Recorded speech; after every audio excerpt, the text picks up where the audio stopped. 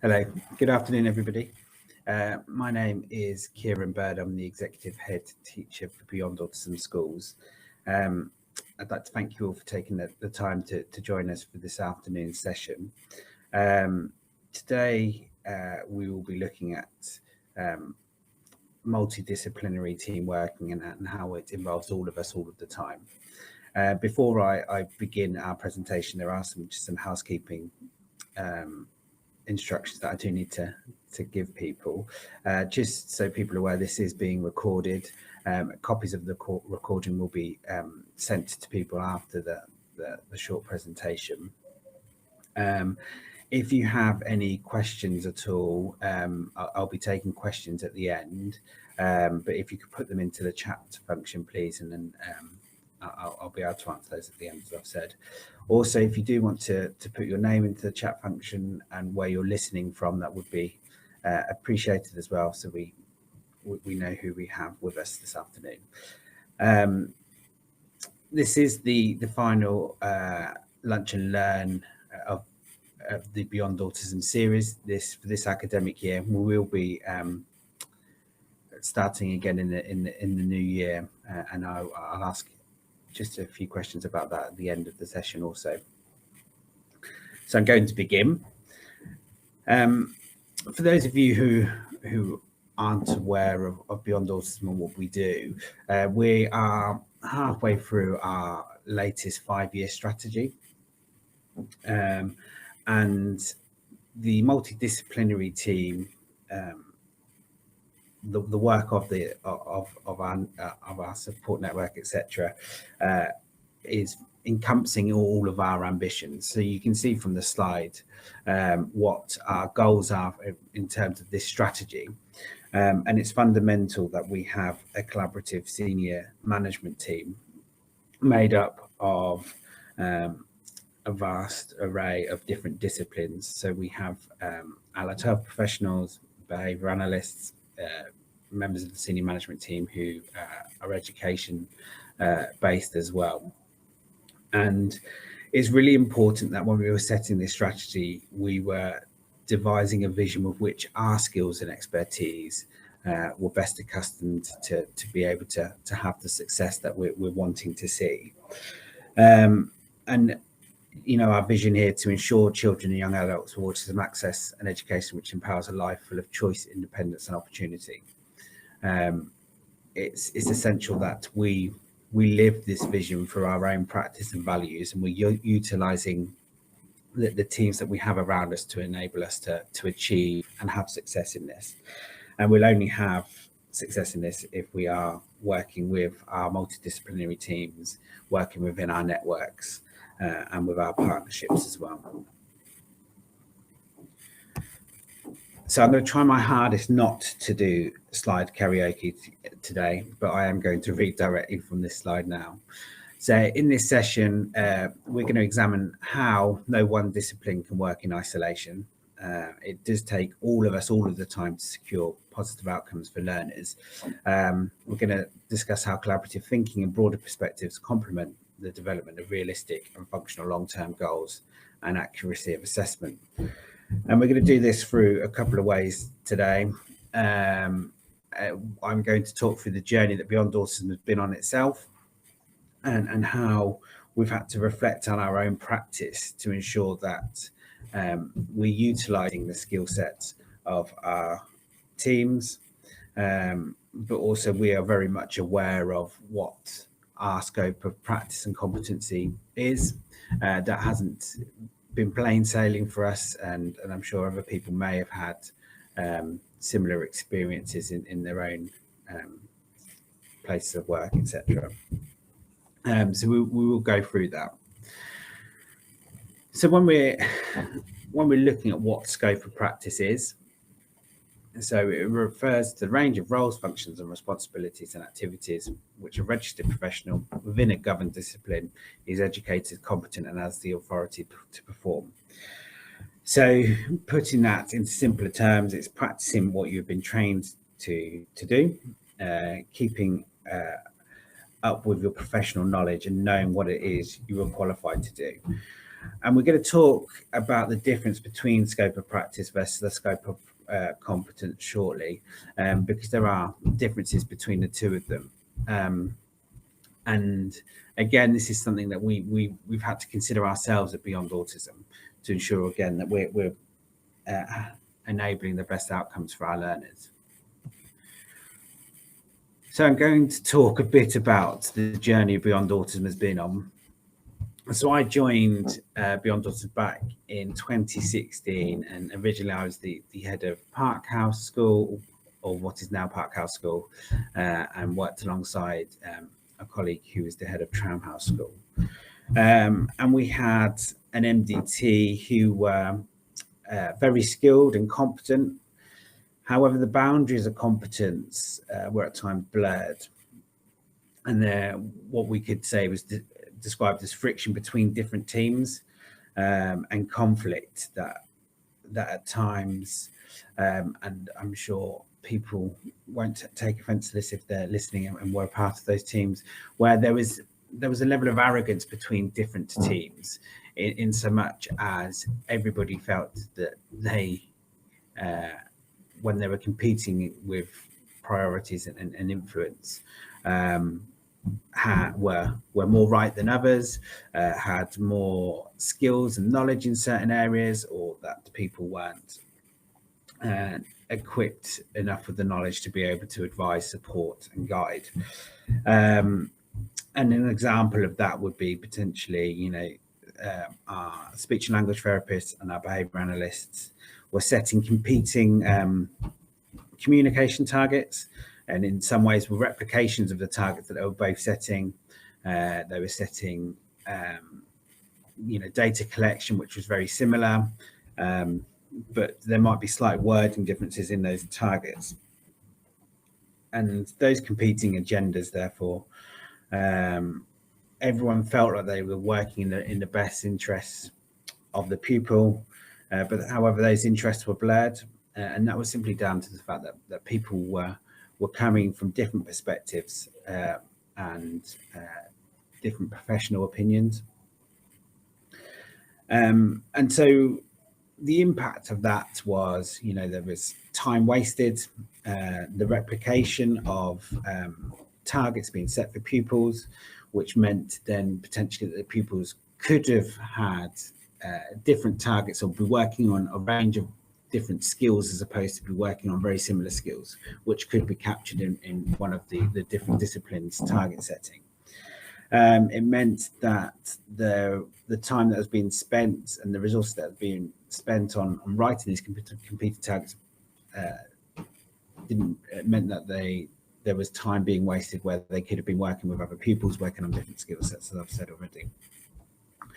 And it was the level of the and quality of competence that we needed to really work out and figure out to ensure that people weren't going into a room simply saying, I'm not here to criticize, but let me tell you what you're doing wrong, because that wasn't what we needed an MDT to do, and certainly wasn't in the best interest of our pupils.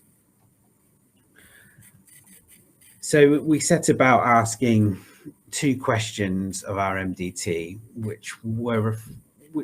in which we wanted them to reflect on their scope of practice, what had they been trained to do, and as well as providing an understanding around their scope of competence. And the rule of thumb we basically gave them is, what practice have you been given formal training in? What is it that you can do? So we asked them to think about what activities they could do safely and effectively, and they had the knowledge to be able to ensure that was happening. And the second question was around the training or that they could receive, or the knowledge that they could receive through supervision that could support them to be able to carry out different activities safely and effectively. Because what we didn't want to do was waste time. We didn't want to replicate targets for pupils. And also it's really important for staff to understand that practicing outside of their scope of competence may fail to take into account relevant clinical specifics. And we obviously don't want to be making those mistakes. And also within professions as well, we have to be considerate of any legal obligations that mean that people can't perform or engage in particular activities.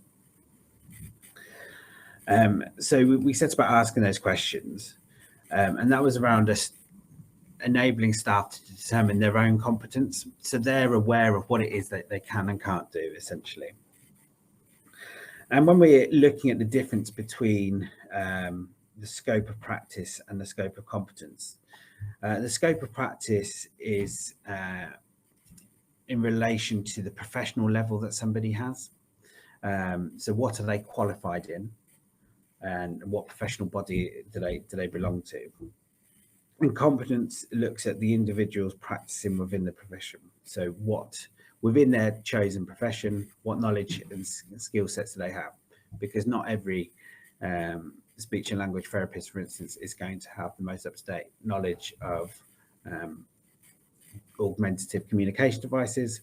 Not every OT is necessarily going to have great understanding in sort of sensory integration, etc. So, within each field, there is a level of competence that people will have specifics in, and it's about understanding that as well. And through that, we devised, we didn't devise, we used the Davidson and Scott's 5 rights of delegation to provide staff with the ability to understand, where should I be looking for help and understanding around specific challenges, issues, target setting when devising outcomes for young people. So when they were going into a situation, they needed to ask themselves these 5 things. Was it the right task for them to be advising on? Was it the right task for them to be creating outcomes for? Was it the right circumstance? So was it the right time essentially to be inputting those particular targets? Were there other skills that pupils needed to be working on, prerequisite skills? And how would I best understand when would be the right time to input those skill sets? Was I the right person? Was there somebody with greater knowledge, understanding, professional qualifications that would be able to better define, the outcomes that we were looking for, or target set? Right directions or instructions. So looking at, do I have the ability to put in place the activities which are going to best support those outcomes and target setting? And finally, was the person supervising me, did they have the necessary relevant qualifications to be able to advise, guide, support? But also, is there a way that I could receive training to better my own understanding and better my own competency through discussions with the relevant supervisor and the relevant supervision? And this was a journey. It didn't happen quickly for us at all. There's lots of challenges when you've got competing professions within a school who everybody wants to be the best support for a young person. And actually sometimes admitting that you might not have the knowledge can be difficult. Being a reflective practitioner can be very difficult, particularly if you've worked in a certain way for a long time, and actually you've been seen to be somebody who has all of the answers. And actually sometimes recognizing that you're not the best person to be advising in that situation can be quite demoralizing if you're not aware of the understanding of scope of practice and of competency. So we had to work really hard with our staff teams in getting them to understand that, and there was a culture shift, particularly between our middle leaders, in determining the fact that they were leaders and they didn't have to be a jack of all trades. They've got their qualifications and their professionalism in their specific fields, and it's okay to be able to utilize the other professions and that multidisciplinary team around you. Okay, so what I've got on here is a scenario or an example of some of the challenges we face when before our multidisciplinary team were able to understand or have a better idea of what it meant to have a scope of practice and a scope of competency. And all I want you to do at this moment in time, if it's possible, is to take a couple of minutes to reflect on this particular scenario. And the two questions at the bottom, I want you to think about in terms of critically reflecting on your own experience and your skill set. So, as I've said, look, it's okay not to know, and it's okay to ask for help. But if you were in this situation, how would you reflect on your own competency? Would you be the person that would be able to advise on this? Who else within your team would you consult? And consider the resource you have available to you. And if I just ask you to do that for a couple of minutes, and then I'll take some feedback back. If you could please provide any feedback that you have within the chat function, and it would be really helpful for me to be able to talk through some of the questions that you'd be asking yourself in this situation. And I'll just give you a couple of minutes on that now.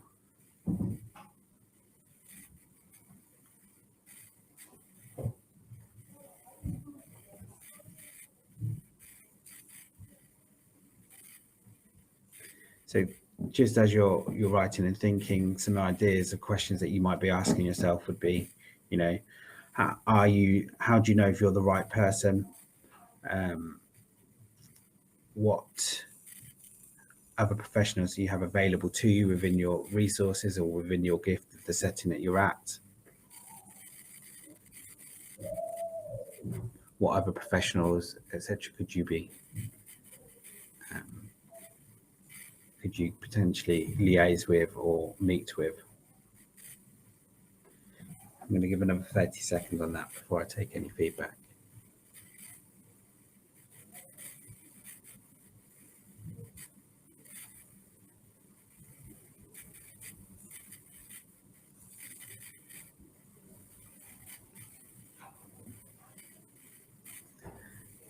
Just getting some feedback into my chat function here. Bear with me 2 seconds. So somebody said, one question comment, you don't know what you don't know. Did you share competencies from each profession? You might think you have the right level of competency because within your field you do, e.g. challenge behaviour. You've done a 3-hour module and think this means that you know how to manage challenge behaviour. Yeah, I think that's a fair point there, in that some people may feel because they've had some level of competency through having a 3-hour module on behaviour, that means that they're able to support in this situation. And actually, what we need to be considerate in this particular scenario is looking at what is the function of the behaviour, whereas you may have had a 3-hour module in being able to manage that, whereas you might be able to de-escalate the situation. How are we then supporting that young person to be able to be on that bus journey and not exhibit these behaviours? How can we ensure that their anxieties or their stresses are being well managed? And actually, that 3-hour module on challenging behaviour wouldn't necessarily provide you with that knowledge, with that expertise. So you would need to then perhaps consider those people within your team. So someone's put here, like the escorts would be important professionals to consult, which is exactly right. You would need to talk to the escorts to understand a bit more about the setting events. So, what's triggered that young person's behaviours. You would need to think about the sensory environmental needs again. So would you be consulting with the OT? So looking at, on that bus journey alongside the escort, asking questions about, was it noisy on the bus? What was the temperature like on the bus? Did the people have enough resources available to engage in any sensory seeking behaviours they may have, etc.? And someone else put here, seek out information from the client and have it on the record. And all of that's really important.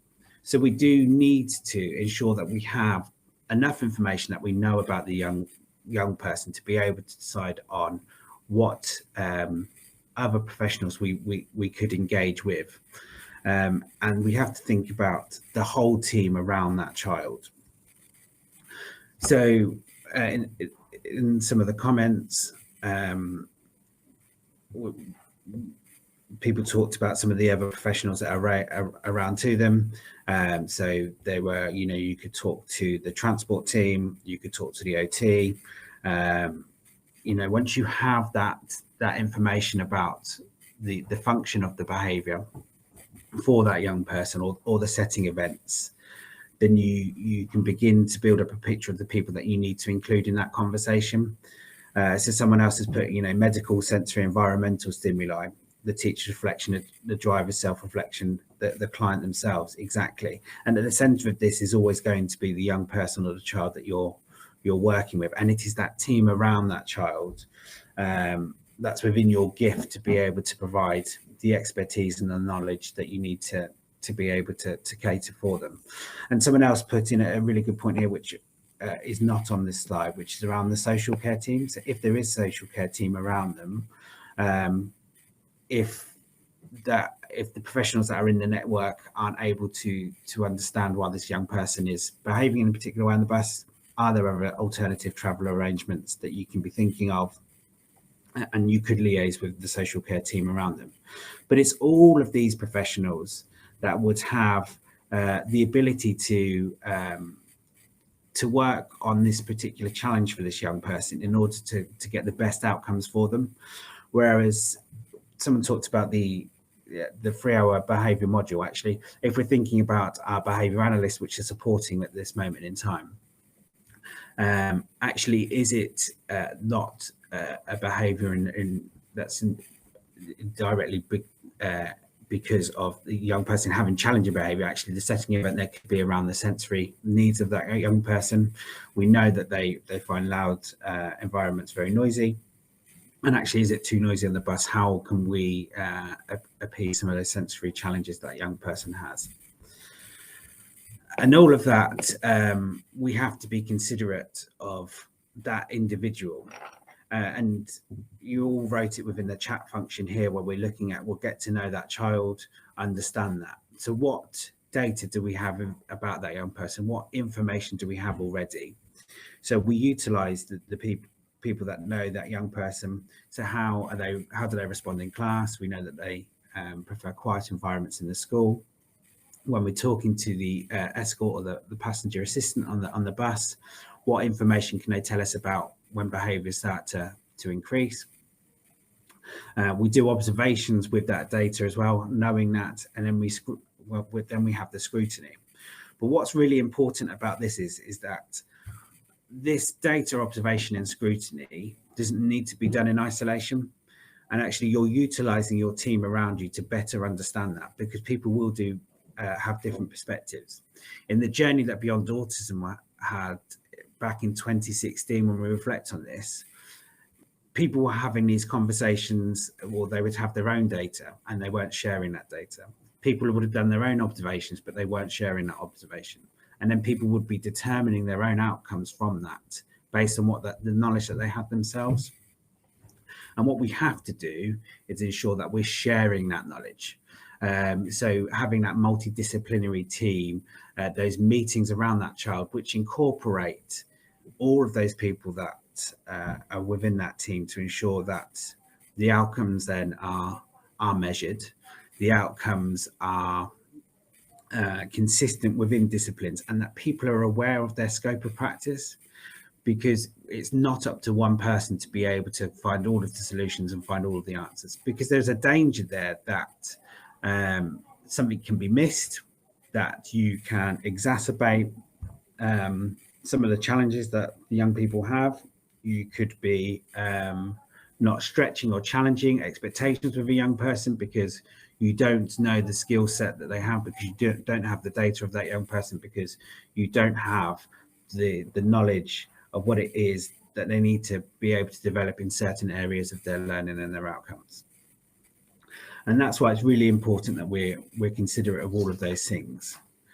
I'm conscious that I could probably talk about this for another 20 minutes or so, but I'm aware that we only have 5 minutes left before we take questions.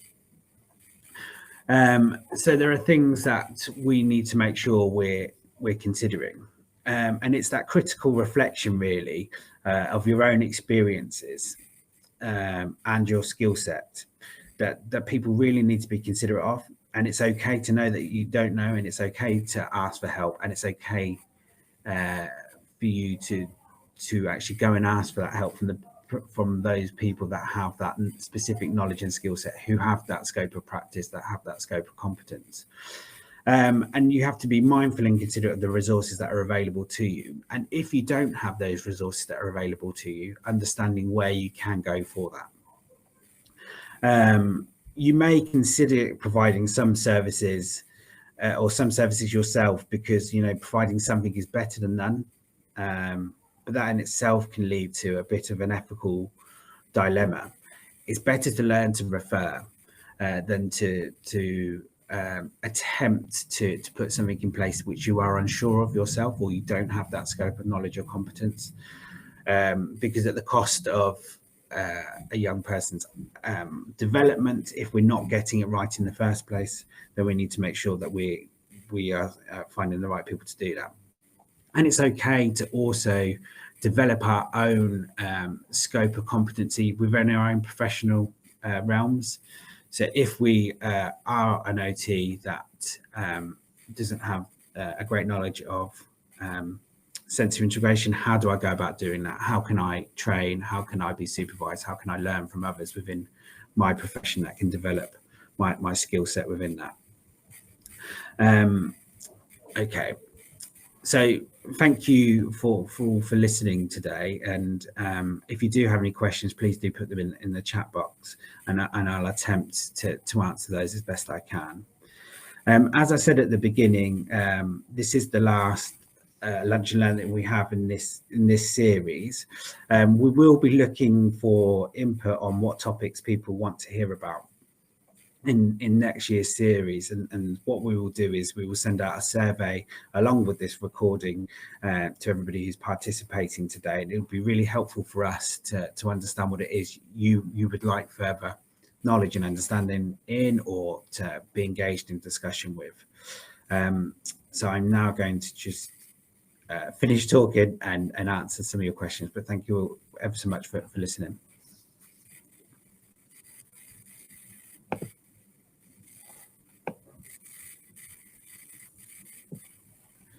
So I've got one question here. How did you go about getting buy-in from the teams when implementing this? Did you get any pushback? Yes, we certainly did get pushback. It wasn't easy to get the buy-in. It took a lot in terms of us presenting accountability and holding staff to account for their own knowledge within their scope of competence and their scope of profession. And we had to lead by example on this.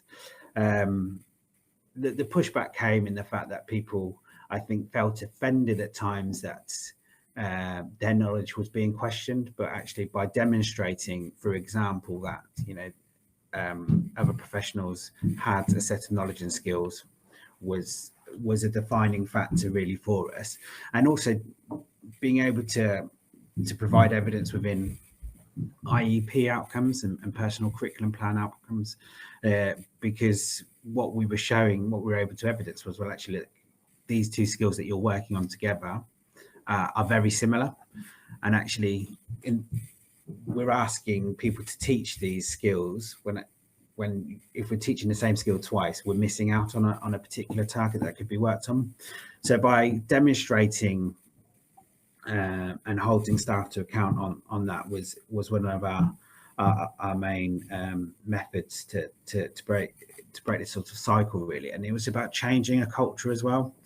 So we worked on having a whole organisation-wide target around multidisciplinary team working as well, because we had to engage different disciplines to work alongside each other, and we had to engage different disciplines in meeting with each other to discuss this in greater length.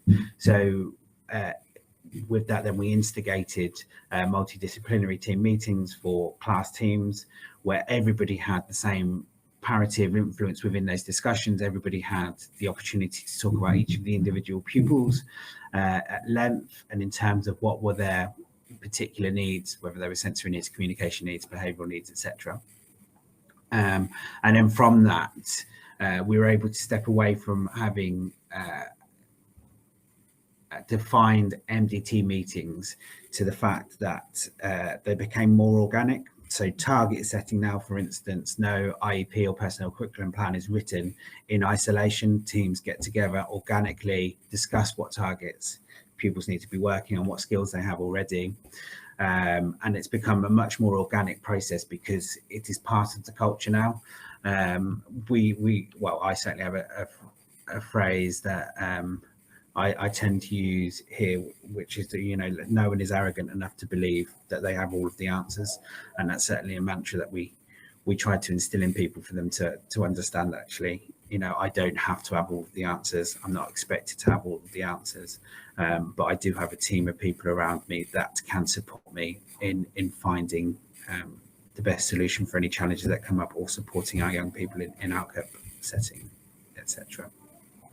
Okay, thank you.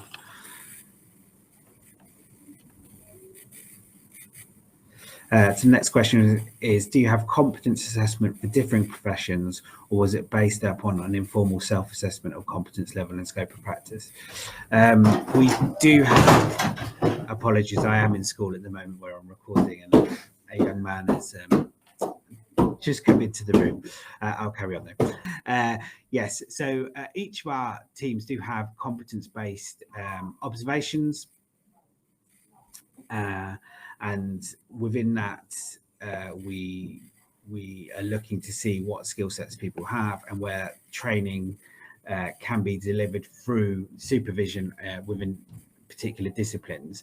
We also do moderation of each of our different allied health professionals, and we do that as a multidisciplinary team as well. So within that moderation, we'll make observations of practice, and that will happen alongside a skilled person in that profession and somebody else in that multidisciplinary team, so we can equip each other in understanding what good practice looks like. And that's similarly with moderation with regards to, you know, paperwork and things like that, and notes and target setting. Again, working with that multidisciplinary team to have that overview of that triangulation of activities. All multidisciplinary teams are involved in wider observations within the school as well. We do things like learning snapshots, where within a learning snapshot you're taking into consideration all aspects of that young person's learning. So that would be their communication needs and targets, that would be their sensory needs and targets, that would be their behavioural needs and targets, their educational needs and targets. And everybody within that multidisciplinary team is involved in that. It's not just, you know, the teachers going around and doing observations within classrooms. We have to do it alongside each other so that our scope of practice and competence is being, we've got the equipped staff to be able to provide accurate and honest feedback to those teams, because they've got the professional knowledge to do that. So there's another question here. What do you do when professionals do not agree with the methodology of other professions? This is a good question as well. And I think this comes down to how we articulate what we're working on. We often do have disagreements between each other in terms of what we feel is necessarily the best intervention or something to put in place. Beyond Autism, we're proud to challenge that. It's one of our values, and we certainly want to be able to engage in conversation and articulate from our own disciplines what we feel is best. When it comes to making an agreement on decisions which there may be conflict within, that's when our multidisciplinary team meetings work together, and collectively we look at the evidence that we have available to us, we scrutinise that data, and then collectively we will come up with a decision that is felt is in the best interest of that young person. We're not anti-conflict here. I think conflict, as long as it's safe conflict, is really important because it enables us to see different perspectives. As long as it's able to be articulated professionally as well, then that shouldn't be a challenge for us. We need to be proud to challenge, and we need to have those differing viewpoints. Would you be willing to share any of the competence assessments? Yes, we can share some of our competence assessments, and I will work on that with Dan, who will be emailing people after this with regards to the presentation, etc. Okay, apologies again for that young person coming in. Thank you everybody for your time today and for forwarding your questions. It's really appreciated. For those of you who will be going on a summer holiday soon, I hope you do enjoy your break. For those of you who will be working across the summer, I hope you do manage to get some time off yourselves and certainly enjoy the nice weather that we've been having. So that's it from me today. Thank you ever so much for your time. Bye-bye.